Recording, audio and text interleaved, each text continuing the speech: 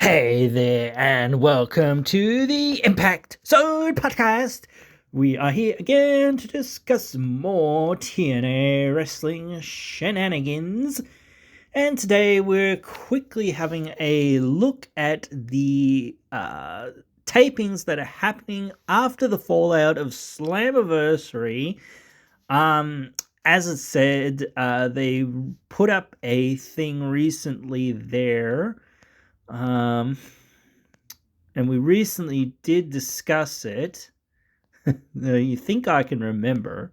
I obviously can't. It was one match. It was Ali versus Nemeth, wasn't it? I believe that was the match there. I'm just now trying to find it. There it is. Yes. So that was one of the. I actually think that they might have announced one of these other matches being the main event, I'm guessing, or at least one of the main events of one of the shows here. Because it does seem like a main event, and it probably should have actually been on a pay-per-view before, which doesn't make much goddamn sense. But right now, they are saying that there will be some other stuff on this show, obviously, or on these shows, because they usually tape 1 to 2 more shows. It's funny that Eric Young actually isn't on the show, but yet he's in Canada and he's going to be on the night after. Such wrestlers that aren't already in matches that we know of that are going to be featured: Josh Alexander, Joe Hendry, Jordan Grace, Mike Santana, Ash by Elegance, Mike Bailey, Eric Young, Trey Miguel, and Zachary Wentz. So they're going to be doing stuff. Maybe they're going to be all doing stuff together. I don't know. That seems a little weird, but okay. Why they're putting them all together in one like that. One match here is Jody Threat versus Marsha Slamovich. I don't know whether we saw this one before, but it almost feels like a match that was announced before. Steve Macklin versus Jake something. And the big one, the big match that I suppose is coming out of this weekend, besides the Ali Nemeth match, will be PCO versus Moose. So this match actually should have happened way before, but these things happen, whatnot. Things go on, continue. So actually, now I'm just quickly trying to see perhaps if there's anything else here on the site that discusses it. No, there isn't for now. So there will be some more there. Obviously, because again, they're probably taping at least 1 to 2 episodes. Although I know that they're going on the road after this, and the next event is on August the 2nd and 3rd. So they must have enough to get to the 2nd, or around the 2nd or 3rd. This Saturday's covered. This week's covered, obviously, because it's already happened. But then there's next week and probably the 2nd. So, that seems a little tight, actually, in some way, because they would have had the show either just before that. So, but that's good that they're turning that around. And then they don't have something till Emergence on the 30th of August. So that's also going to do quite a few dates there as well. We probably have a few other dates that aren't announced coming along, because they've got some September dates, then they've got November dates. Bound for Glory is usually in October, September, October, November. So, yeah. And we know that Turning Point is happening WrestleCade weekend at WrestleCade, so that's also there. But yeah, like again, same sort of thing. They're trying to drum up more interest for the show after Slammiversary and get people, getting into those seats that they still have available. I'll just have a look now as we are talking at the tickets, and I just have to wait for this to load as it does. Get some tickets. No, I'm not going to bother with this for now. Buy on the map. Buying on the map actually shows you how many tickets are available. This is the only way to really see. They've sold a few more tickets than what they had before. Quite a few tickets than what they had before, but there's still quite a lot of tickets there available.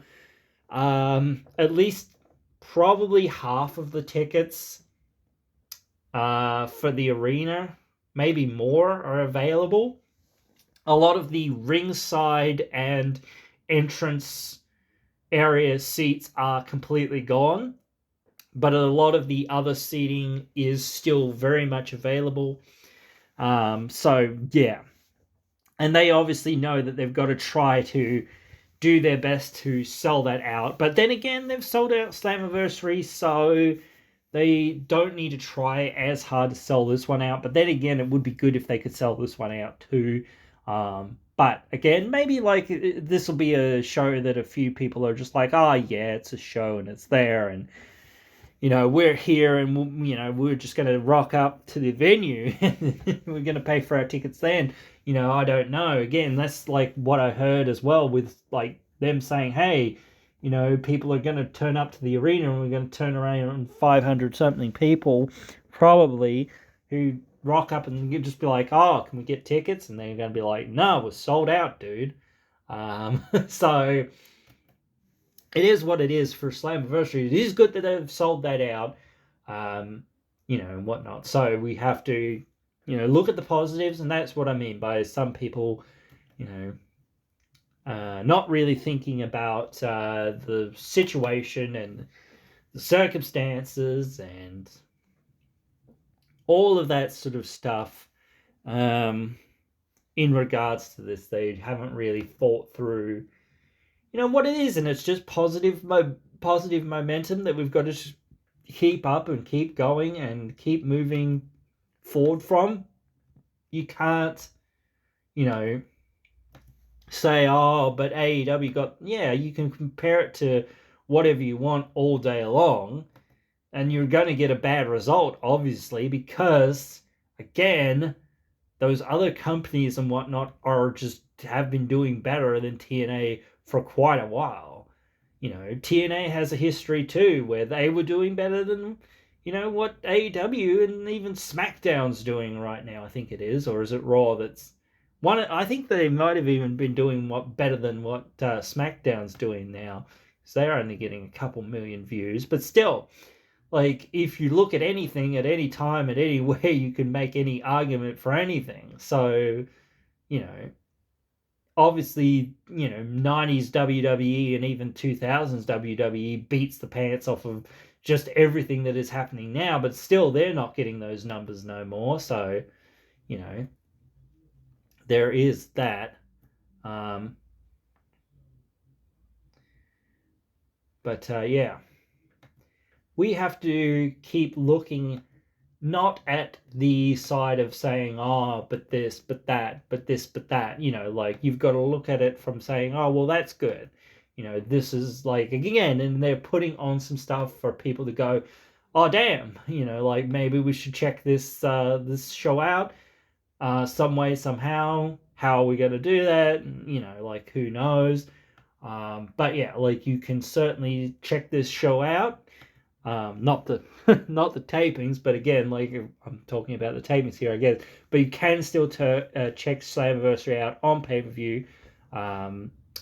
Yeah, so that is there, and certainly there will be much more to talk about, like, I guess, after this show, because usually that's the way it goes. You usually get a lot more coming out of these shows.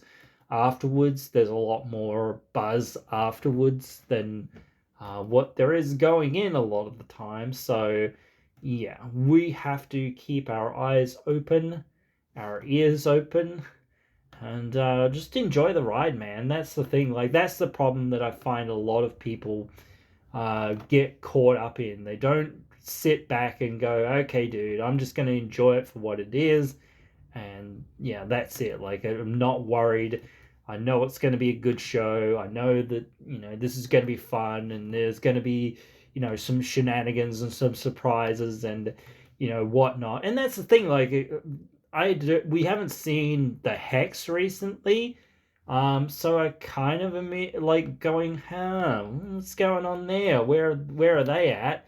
And being like, okay, well, why, like, are they, were they just coming in for a set of tapings? Or, that's what I mean. That's why it's a little bit annoying at times sometimes to be like, like, what is going on? Like, people, are they coming? Are they going? Are they staying? What's going on? Like, what's the situation in that? So that is a bit annoying at times, but it is what it is, and you've got to put up with it, and you've got to accept it, and that's the way that it is. And hopefully they will